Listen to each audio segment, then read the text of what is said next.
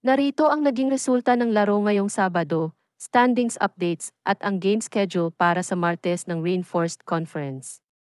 Para sa game result for today. Sa unang laro, nakuha ng Cherry Tigo ang ikalimang panalo matapos talunin ang Zeus Coffee Thunderbells in 3 straight sets sa Reinforced Conference.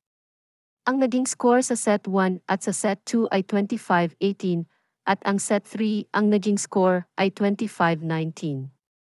Ang tinanghal na best player of the game ay ang kanilang import na si Cat Bell na nagtala ng 28 points mula sa 24 attacks points and 4 blocks.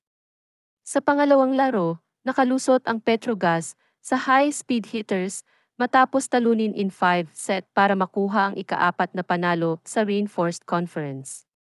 Nakuha ng high-speed hitters ang set 1 at set 3 pero nakuha naman ng Petrogas ang set 2, set 4 at set 5. Ang tinanghal na best player of the game ay si Brooke Van Sickle na nagtala ng 32 points.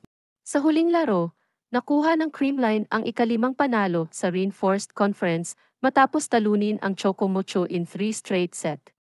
Ang naging score sa set 1 ay 25-16 at sa set 2 ang score ay 25-19 at ang set 3 ang naging score ay 31-29.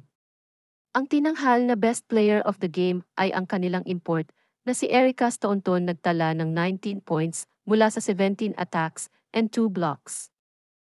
Para sa Reinforced Conference standings updates. Sa Group C, ang Creamline, high-speed hitters at Cherry Tigo ay may 5 panalo at 2 talo. Ang Petrogas ay may 4 na panalo at 3 talo. Ang Chocomucho ay may 2 panalo at 5 talo. At ang Zeus Coffee Thunderbells ay may 7 talo. Para sa Group D, ang Akari Chargers ay may 7 panalo. Ang Signal ay may 6 na panalo at 1 talo. Ang Capital One Solar Spikers ay may 4 na panalo at 3 talo. Ang Farm Fresh ay may 3 panalo at 4 na talo. Ang Next Led ay may 1 panalo at 6 na talo. At ang Galleries Tower High Risers ay may 7 talo. Narito naman ang overall standings ng Reinforced Conference na ang magiging top 8 sa standings ay ang Abante sa quarterfinals. Ang Solar Spikers, Petrogas, Cherry Tigo, High Speed Hitters, Creamline, Signal at Akari Chargers ay secured na sa quarterfinals kahit matalo pa sila sa huling laro nila sa second round.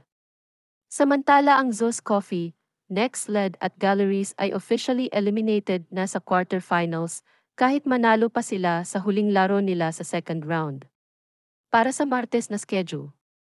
Sa unang game sa 1:00 ng hapon ay ang Galleries laban sa Solar Spikers. Sa second game, sa 3:00 ng hapon ay ang Next Led laban sa Signal. Sa huling laro sa 5:00 ng hapon ay ang Akari laban sa Farm Fresh.